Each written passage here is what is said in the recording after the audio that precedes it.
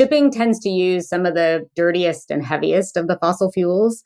So when it's burnt by the big tankers and the big bulk carriers and other ships that you see out there, it really does contribute quite a bit.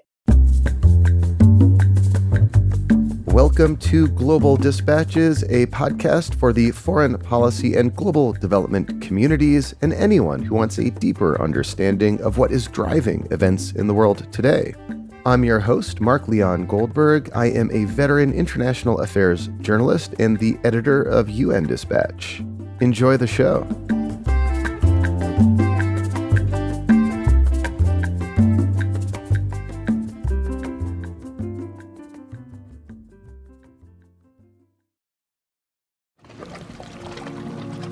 The international shipping industry is a major greenhouse gas emitter, accounting for about 3% of all greenhouse gases emitted last year.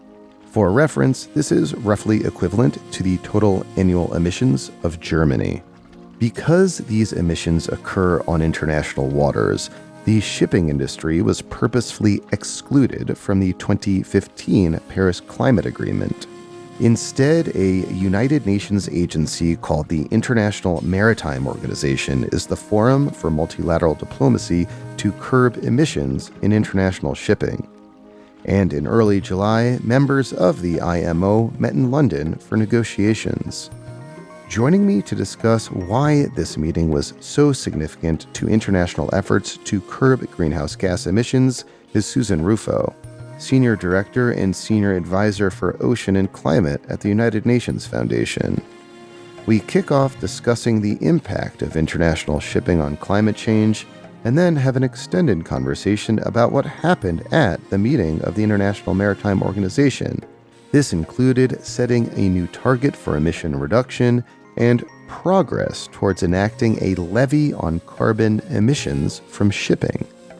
It's in meetings like this where the rubber hits the road or the rudder hits the water on making concrete progress towards the Paris Agreement goal of limiting global warming to 1.5 degrees Celsius.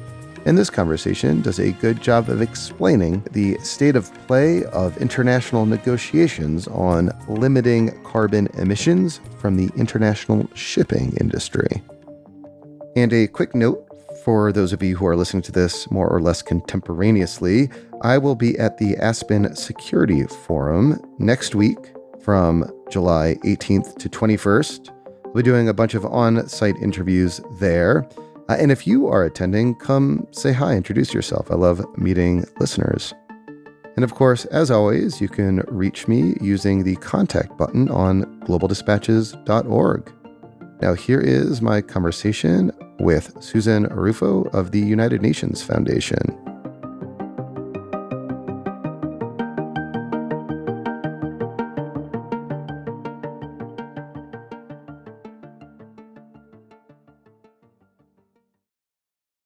The International Maritime Organization is not the best-known UN specialized agency. Can you explain briefly what it is and what it does? The International Maritime Organization is basically responsible for the safety and security of international shipping and also prevention of pollution from international shipping. So it's been around since about 1948, working on those issues. And I assume, like other UN specialized agencies, it's governed by its member states, probably with like an executive board and a director general of some sort. Correct. It has a secretary general who actually will be changing over next year. It also has a sort of council of member states that run the governance of the body. It has about 175 member states. And these member states were meeting recently in London to discuss ways to mitigate the role that international shipping plays in greenhouse gas emissions. Before we discuss the content of that discussion and debate in London, where the IMO's headquarters is located, can you just give listeners a background on what impact the international shipping industry has on greenhouse gas emissions and climate change more broadly? So shipping actually is a fairly large contributor to greenhouse gas emissions, but we don't usually think about it. It accounts for about 3% of global emissions, which doesn't sound like a lot. That's roughly the same as the country of Germany, just to give you a perspective.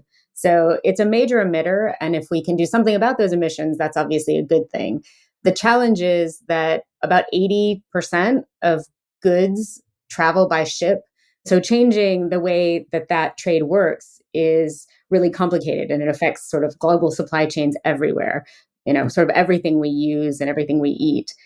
The other interesting thing about shipping emissions is they're not actually part of the Paris Agreement, although they're covered under the general goals of the Paris Agreement. So, trying to keep warming below 1.5 degrees Celsius, those emissions are not really regulated or accounted for anywhere within the Paris constructs. So because they take place on international waters, on the high seas, they're not accounted for in countries' nationally determined contributions or their emissions reductions plans. So I see. So while the Paris Agreement covers like national emissions, because these emissions occur in international waters, they're specifically excluded from the Paris Agreement. I would imagine, though, that that's where the IMO sees its role as kind of stepping up and contributing to Paris, even though it's excluded from Paris. Absolutely. So the IMO sees itself as contributing to achieving the Paris goals and helping to manage those emissions that are not part of that national voluntary system that comes under the Paris Agreement. The other sector that might be similar is aviation, where there's a separate international organization that deals with aviation. So the IMO, it's not governed by the UNFCCC or the climate change agreements, but it aligns itself with those goals. And the point of the strategy that they just adopted and the earlier strategy that they had is really to think about how shipping can contribute to those overall goals.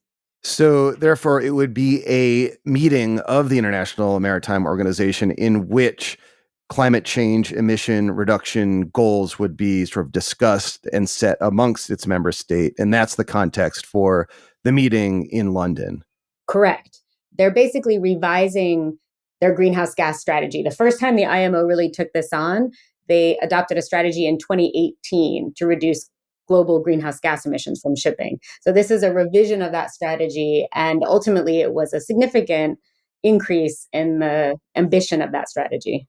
One more question on emissions in the shipping sector. I mean, I assume, and I correct in assuming, that the emissions probably mostly come from the kind of fuel that's used in big tankers that traverse oceans.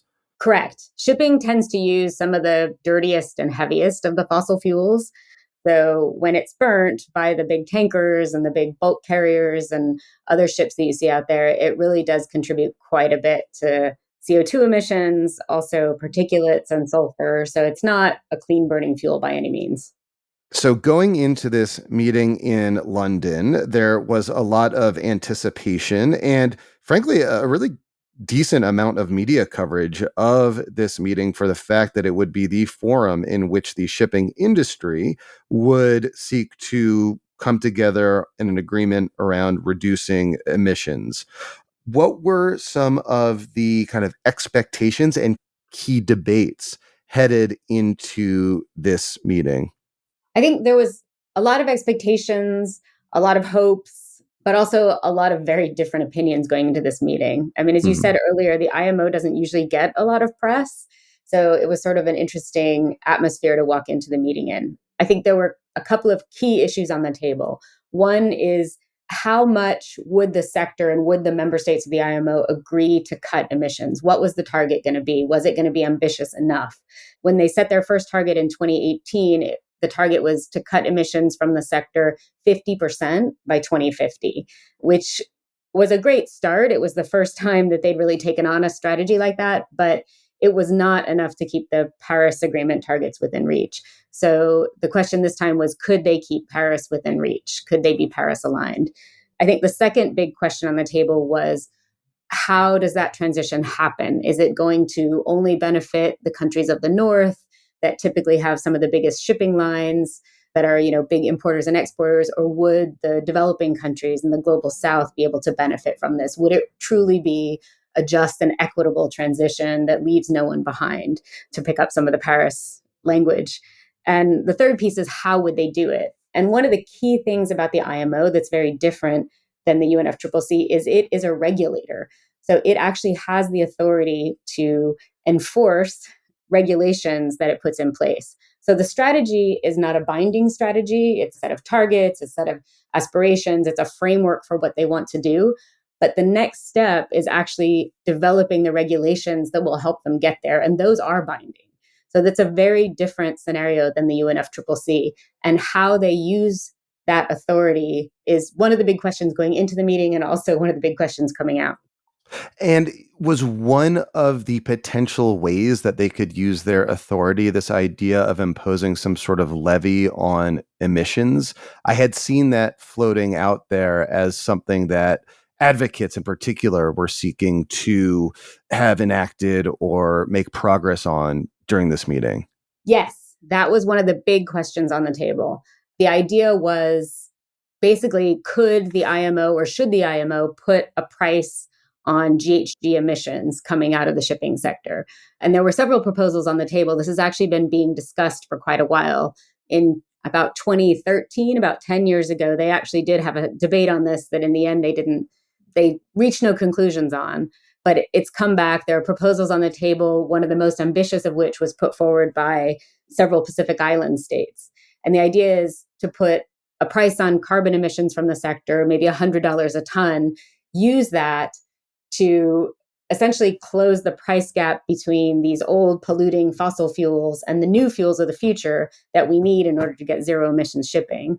So basically close that price gap, use some of the proceeds of that levy to reinvest in the sector, to create the infrastructure and the training and other things for seafarers that are needed to make this happen, but also to support mitigation and adaptation in developing countries, and particularly some of the most vulnerable, like small island states, that are being already affected by climate change. So it's a pretty bold proposal. So I've never covered the IMO per se, but I've covered like dozens of these kinds of meetings at the UN and its specialized agencies. And inevitably, what you see are kind of coalitions of countries banding together to pursue certain agendas. Oftentimes, there's like a more higher ambition coalition, and then there are other countries that have certain industries on their territory that might not benefit from the proposals of the higher ambition countries. Generally speaking, like what were the kind of blocks of countries negotiating during this meeting? Yeah, it's very much like other international meetings, as you described. The difference is maybe the blocks are a little bit different at the IMO than they are at the UNFCCC, and maybe sometimes less solid. But what we had going into this meeting was some interesting groupings. We had very high ambition proposals from small island states in the Pacific, as well as the US, the UK, Canada, really pushing on this idea to set Paris aligned targets for the IMO. So the US was on the side of like the higher ambition coalition. Yes, I would say the US, UK, Canada, and the Pacific Islands were at the highest levels of ambition, really pushing for complete alignment with Paris and 1.5. You saw other groupings of countries, South America, China, and others that were not as ambitious going in. And that's obviously where a lot of the conversation happened. The other big piece of it was the levy that you mentioned, or this emissions pricing mechanism, as they called it. There were very different opinions about what that could and should look like.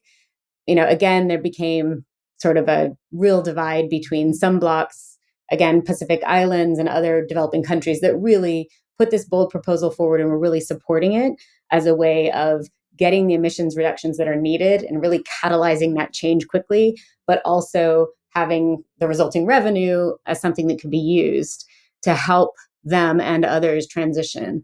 And to give you a sense, the World Bank estimated that if there were $100 a ton price put on carbon from the shipping sector, that could generate $40 to $60 billion a year. We're talking about significant funding here. And which countries were adamantly, or which blocks, I should say, were more adamantly opposed to that idea? I would say the strongest set of voices against that idea were primarily from Latin America. And the biggest concern was, there are countries that are big producers often of agricultural products or other kind of bulk commodities like iron ore. They're far from their markets. They obviously rely on shipping to get both imports and exports. And they were afraid that increasing the cost of shipping would increase the costs to them of getting things in and out of their markets and ultimately hurt their competitiveness. And we heard that from other countries like South Africa that had similar concerns. So, I think there was a real refrain there. I think there was a bit of an attempt to spin this as a, I guess, divide between developed and developing countries, which I don't think was really accurate. For the countries that were supporting this, we saw some of the most vulnerable developing countries like the Pacific and others from the Caribbean and some from Africa that, really felt like this could be a way to not only cut emissions, but also help them through the transition, as well as countries from the European Union that had agreed during President Macron's finance summit that, this could be a way to also generate some funding to help support developing countries. But you had on the other side, other developing countries that were concerned about their markets. And I think that's going to be the big question going forward is how do we resolve some of those questions and concerns? And can you design a mechanism that really does take all of that into account? In the end, there was no agreement on the levy of carbon emissions from the shipping industry. What were, however, some of the outcomes of this meeting? So the big outcome from the meeting was that they adopted a new strategy. And that strategy set a new target for cutting emissions from the sector that is essentially net zero emissions by 2050. And then they've also chosen some what they called intermediate checkpoints to really ensure that, we don't just wait till 2050 to try to do everything, but we're actually reducing emissions along the way. So they've set a checkpoint of 20 to 30% reductions by 2030, 70 to 80% reductions by 2040, going to the net zero by 2050. So it's an ambitious trajectory. It's not the Paris-aligned trajectory that we had hoped for, that the Pacific and the US and the UK were pushing for, but it is an ambitious trajectory. So that was a really big deal. I think the other things that have gotten overlooked a bit in the headlines are that this strategy really enshrines this concept of a just and equitable transition. It's in the vision statement of the strategy. It's in the section where they talk about the implementing measures that they're going to now design, that it has to contribute to this idea of a just and equitable transition, which essentially is saying this isn't just going to benefit the rich countries of the North. We're going to think about what developing countries need, how they're going to be impacted, how they're going to benefit, and also thinking about sort of the seafarers and others that work in this sector and what needs to be done for them in order to make this transition. That's a highlight that has gotten missed, but was a very important part of the conversation and something that developing countries really, really pushed for. And I think is showing that developing country voices are becoming stronger and stronger in the climate debates. We saw that a little bit last year at COP with the establishment of the Loss and Damage Fund. And I think we're seeing it again now. And so that makes me hopeful that there will be sort of a better way to design some of this work.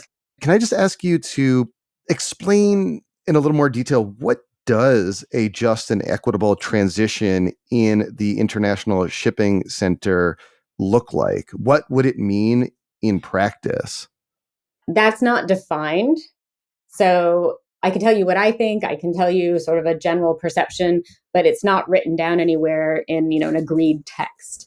What do you think? You study this. I think there are a couple things. I think for a just transition, that typically talks about a workforce. And what we're talking about there is about 800,000 seafarers, as well as all the people who work in ports. And if you think about what needs to happen in the maritime sector, we're talking about essentially transforming ships, ports, fuel supply lines, all the infrastructure that supports ships when they're at port, puts power into them, fuels them from fossil fuels into something else. And that something else is probably going to be a mix of things. So we need to train all of those people to be able to use the new fuels of the future and build all of that infrastructure.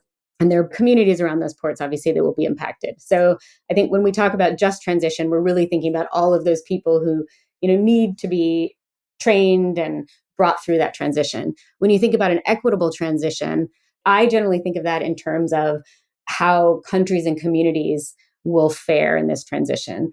And there's several pieces to it. One is just making sure that it's sort of procedurally fair and that countries have a voice, which I think we saw last week at the IMO, that more and more developing countries are participating, are leading, are putting ideas forward. Historically, at the IMO, developing countries have been really underrepresented. And so of the 175 members, you might get 40 that participate in meetings on a regular basis. We're hoping to change that. We saw about probably 90 at this last meeting and about 60 to 70 of those really actively participating. We definitely need those voices. We also need to make sure that the impacts of what the IMO decides, particularly in its regulations, don't disproportionately fall on developing countries. So if you raise shipping costs, islands are often impacted because they import and export everything. Developing countries rely on exports of often commodities. They can be more impacted. So how do you address those disproportionate impacts and make sure that those countries are not left behind? And how do you set up the rules so that in the end, all the new zero emissions, clean fuel ships are not running just between, the US and Europe or the US and China, but they are also going to Africa and around Africa and to the Pacific Islands and other places. So we're not just pushing off all the dirty fuel into those developing countries. So one of the key outcomes you just mentioned was to get to net zero by 2050. How will this happen? Is it really mostly a matter of replacing the fuels that power ships right now? Are there certain technologies that need to be embraced in order for this to happen? There are things we can do right now. It's not just about all new technologies. So it's not just sort of a wish or a hope. Most people and analyses show that we can meet the 2030 targets with existing technologies and energy efficiency increases. And what that means in practice is ships go slower. And so they use less fuel and they use it more efficiently. We change propellers, we clean hulls, we do things that we know how to do that actually increase the energy efficiency of what we're burning right now. That can get us a fair amount of the way. The targets they're aiming for 2030 are 20 to 30%. On a Paris-aligned trajectory, they should be 37% reductions by 2030, which is also possible. So, I think that's the first stage, right? Is how do we really maximize what we can do now and that we know how to do? And then the later phases, when we get to the 2040 and 2050 goals, that's going to require some shifting of fuels. And that's looking at a range of fuels, but I think most people are guessing that the fuels that will become the big game changer are going to be green hydrogen-derived fuels like green ammonia. And those will require new engines, new ships, new bunkering, new infrastructure. So, we've got some time, but there will need to be a lot of investment to make that happen. So what was the third key outcome of this IMO meeting that you'd want to highlight? So I would say the third key outcome is that they are still very much discussing a levy. There was never going to be a final decision on the regulatory measures that the IMO is going to take at this meeting. This meeting was designed to adopt the strategy and make sure that's in place as a framework, and then talk about what the regulatory measures are that go to the next phase of development. So under that decision where they decided on, these are the regulatory measures we're going to look at, and we're going to move them on for discussion and adoption. One of those is a technical measure, something like a global fuel standard. There's, general agreement. That's a good thing, an efficient way to drive emissions reductions. The other piece of that is some sort of economic component, like an emissions pricing mechanism, which could be a levy. And that is very much on the table, which I find really exciting and precedent setting. I mean, if you think about a global regulator that can enforce what it puts in place, talking about putting a price on carbon in an entire sector, that's quite a move. We're a long way from that being adopted yet. There's still a lot of discussion. There's still, all of the concerns and objections that we talked about earlier, but it is on the table. It is a real discussion. And I think it is something that's going to get a lot of attention as we go forward. So going forward, what's the next key moment in this discussion, in this debate on how the international shipping industry can contribute more to climate solutions and be less of a problem? So I think there's a couple things. One is they will be designing regulatory measures, which everyone knows is not a very sexy conversation. There'll be lots of technical details, but the bottom line is, within the next 12 to 18 months, they will have a series of kind of final measures that they want to adopt. Like I said, the global fuel standard, some kind of pricing mechanism, most likely, potentially a universal levy, and that those will likely be adopted in 2025. and then go into force around 2027. So sounds like a long time from now. On the other hand, anyone who knows regulatory processes knows that, they don't move quickly. The other piece I would say is they're also looking at the same time at what they call short-term measures, which are these energy efficiency measures that we were just talking about. And those are going to be updated kind of over the next couple of years as well. So I think that will help to drive some of those more immediate emissions reductions while they're working on the fuel standards and other things that will kind of kick in when we look at these new fuels. I think one thing is, if you think about the lifespan of a ship, we're talking 20 to 30 years for these investments. So if you think about the fact that the IMO has now set these checkpoints for what emissions should be for 2030, 2040, ships that they're buying right now will be on the water in 2040. And they will have these regulatory measures in place by 2030, definitely by 2040. So if you're investing in a ship right now, you're thinking about what that ship will cost you when those measures come into place. And you're starting to make bets that, a fossil fuel ship might be really, really expensive to run by 2040. So you're probably thinking about how you get dual fuels or ships that, you can convert over when that time comes and those regulations really hit into force. So it sounds like a long time, but the investments that are made in this sector are long-term investments. And they're already thinking now about what they need to be doing in order to make sure they, are not stuck with some stranded assets by 2040. Susan, thank you so much for your time. This was really helpful. Well, thank you so much for being interested.